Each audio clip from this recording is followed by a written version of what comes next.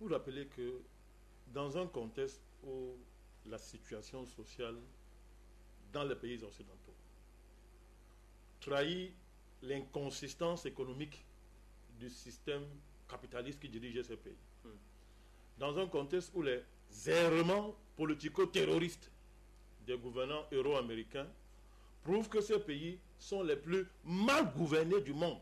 Je dis les pays les plus mal gouvernés du monde. Quoi de beau et de plus facile que de jouer sur le terrorisme pour justifier l'état d'urgence et de siège, les Patriot Acts permanents, en fait, justifier l'état policier. Je voudrais rappeler ici que M. François Hollande, le président de la France, a écrit à l'Union européenne pour dire que il va déroger, la France va déroger à la Convention européenne des droits de l'homme. Où est Amnesty International? Où est Human Rights Watch? Human Rights, je ne connais pas prononcer le nom. Et c'est tant mieux, c'est tant mieux. Où sont ces organisations? Quand c'est les États africains, dont le Tchad et le Cameroun, Amnesty International a pondu un rapport pour dire que les armées de ces pays sont des armées violatrices des droits de l'homme. Où sont ces organisations aujourd'hui pour interpeller la France? Qui dit qu'elle va déroger à la Convention européenne des droits de l'homme parce qu'elle est en train de lutter contre le terrorisme? Alors que si on compare, je ne voudrais pas jouer ce jeu, mais on est obligé, si on compare les morts, la quantité de morts qu'il y a en Afrique, dans la région là, et ce qui se passe en France, j'ai dit que je ne veux pas jouer ce jeu, mais on est obligé. Mais Amnesty International, Human Rights, devait sortir rapidement de la propos du oh, monsieur Hollande, arrête, tu violes excessivement les droits de l'homme. Silence. Je voulais convoquer ça pour, une fois de plus, interpeller les gens sur l'hypocrisie internationale. Maintenant que j'ai dit là, je reviens à votre question.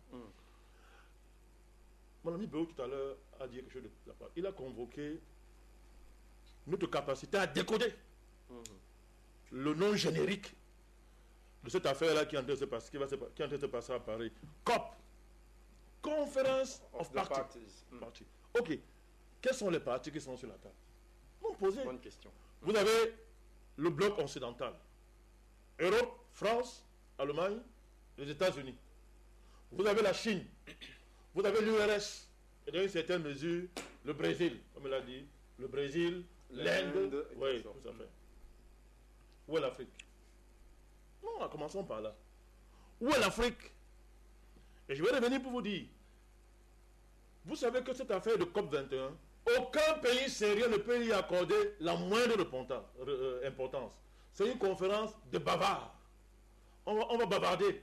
Les vrais choses sont déjà signés depuis. Les Américains ont déjà dit. Les Chinois ont déjà dit. Non, c'est clair. Ils ont dit. Alors, le pays qui fait le bruit sur un agenda contraignant, je vais aller plus loin, c'est la France. Avec le président Hollande. Qui a même dit qu'il faut une Nations Unies écologique. Un conseil de sécurité écologique. Pour imposer des mesures contraignantes. Pourquoi M. Hollande parle comme ça? La vérité est celle-ci. Les grands pays savent, entre guillemets, pas les grands pays, entre guillemets, grands pays autoproclamés, qui se sont déjà arrangés depuis, et qui sont les vrais partis prenants dans la conférence, savent que M. Hollande a transformé la COP21 en une grande opération de communication électoraliste. Il est en train de faire de ça une grande opération de communication politique à usage interne. Ils savent ça. Il dit que bon, ça ne nous dérange pas. Et maintenant, pourquoi vous voyez la place de l'Afrique dans l'affaire? Avant le sommet, M. Hollande a reçu certains dirigeants africains. Je crois que le Bénin, les dirigeants, je parle le Bénin, il a reçu certains dirigeants africains. Parce que ces dirigeants africains, quand on dit COP, Conference of Parties, le rôle de ces dirigeants africains, le rôle de l'Afrique, et en particulier du précaré, est d'accompagner la France dans son agenda, dans cette affaire de conférence. Voilà le rôle. Et pourquoi? Parce que parmi ces dirigeants-là, chacun a un agenda politico-personnel qui n'a rien à voir avec l'intérêt de son pays. Donc, ils n'ont même pas pensé. Tout ce qu'ils vont faire là, c'est toutes les délégations qui vont accompagner les dirigeants africains, et en particulier du précaré français, ils n'ont rien préparé de bon. C'est la comédie. C'est pas ça qui les intéresse. Ils vont venir parler d'écologie, mais ils ont d'autres problèmes en réalité. Monsieur le président Yahya Boni du Bénin a un problème. Il doit aider la France à nommer le prochain président du Bénin, monsieur Lionel Zinsou. L'agenda écologique africain qui aurait dû prévaloir durant cette conférence of parties. Donc c'est pour vous dire que, oubliez ça. Oubliez ça. Donc, moi, je reviens sur la question que vous avez très bien libellée. Et moi, je vais essayer de répondre à ça. Premièrement, quand on parle d'écologie, quand on parle du climat, quand on parle de la terre, ça s'appelle la préservation de l'écosystème. Vous ne parlez pas d'une chose que vous ne connaissez pas. Est-ce que tous ces gens qui sont à la conférence là savent ce qu'on appelle l'écosystème? Laissons de côté l'avantagiste des experts qui ne connaissent rien, autoproclamés, qui réduisent l'écosystème à leur petite théorie, qui découvrent hier.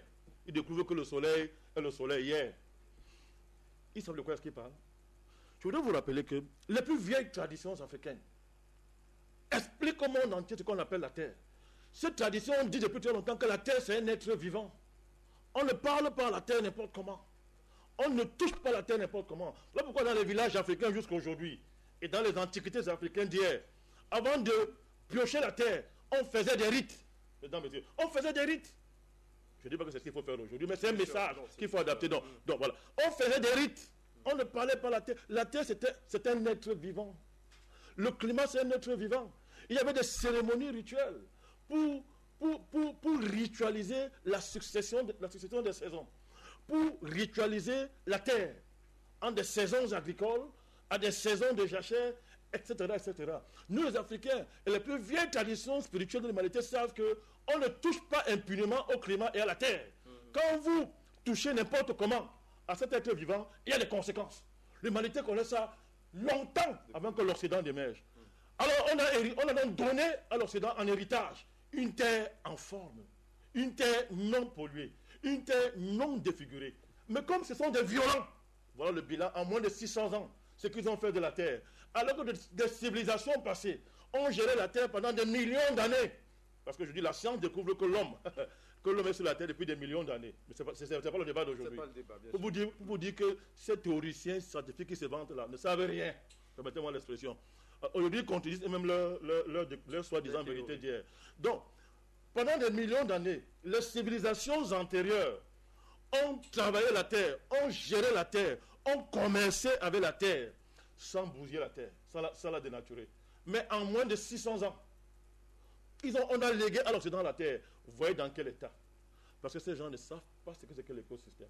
Vous avez affaire à des violents. Donc, la condition de ce qu'on appelle pour résoudre la question écologique, la première condition consisterait d'abord à renverser le leadership occidental sur le monde. Vous ne pouvez pas, tant que vous acceptez le système mondial tel qu'il est aujourd'hui, tant qu'on accepte... Vous êtes en train d'apporter la dissolution déjà. Non. Je préfère revenir à vous tout à l'heure. Oui, vous êtes en train... à moins que je comprenne mal. Hein. Enfin, la condition pour que les choses changent... Je réponds à la question. À ma question, toujours. Oui. Répondez la question, si vous voulez. Non, j'ai dit, il y a des pays émergents qui sont contre le terme contraignant. Oui. C'était ma question. Oui. Est-ce que vous pensez que ces pays vont accepter justement ce terme? Parce qu'il y aura un comité de suivi qui va surveiller les nations. Il faudra qu'ils acceptent la convention qui sera signée. Non, je vous ai dit ceci. On est là devant une bis repetita de la même escroquerie qui a prévalu pour l'émergence de cette bêtise qu'on appelle ces pays. La même chose. Quel est le pays qui parle l'agenda contraignant? C'est la France. Oui, vous l'avez dit. Les États-Unis n'en veulent pas. Les Russes, on n'en parle même pas, les Chinois. Mais comment on sait que l'enjeu écologique concerne d'abord l'Afrique? Voilà. Alors, qui on met devant? La France. Qui va donc, puisque les Africains seront derrière, arranger une affaire contraignante qui sera contraignante seulement pour les Africains? Et demain, on dira que vous avez signé. D'accord. Donc, une fois de plus, merci pour la question, une fois de plus, c'est l'occasion d'interpeller les Africains qui sachent le comportement de leurs dirigeants. Est-ce que nos dirigeants, là, à la COP21, sont conscients? Ils sont conscients. Mais comme ils n'aiment pas leur pays, comme ce qui les intéresse d'abord, c'est maintenir le pouvoir par tous les moyens. J'ai pris 2 cas. M. Yahya Boni, quand il ne pleure pas universellement, son problème, c'est qu'aider Paris à nommer le prochain président de la France. Le président du Cameroun, son excellence Paul Biya, pour qui on a un profond respect, a des préoccupations qui n'ont rien à voir avec cette affaire. C'est se maintenir au pouvoir, puisqu'il va anticiper les élections. Et d'autres pays africains. Quel est le pays africain qui a préparé un projet géopolitique écologique, qui a anticipé cet agenda et qui peut contredire la France? C'est moi seul, il n'y en a pas. Tous ont des préoccupations qui n'ont rien à voir avec l'écologie. Donc vous dites qu'ils ne peuvent pas. Donc nous sommes là devant une CPI écologique qui est en train d'émerger, et comme d'habitude, ce seront aux Africains que cela va être imposé. Et demain, il faudrait que nous vienne encore s'égosiller ici pour défendre des choses que nos dirigeants sont allés fabriquer. C'est pour ça que nous, on a apprécié le discours du président. Il a compris les enjeux. Mais est-ce qu'ils n'iront pas s'aligner derrière la France en dernière minute? Voilà l'enjeu. Merci beaucoup, Président. J'avoue, je vous ai dit, non, nous reviendrons certainement. Oui, nous reviendrons à vous. Il faut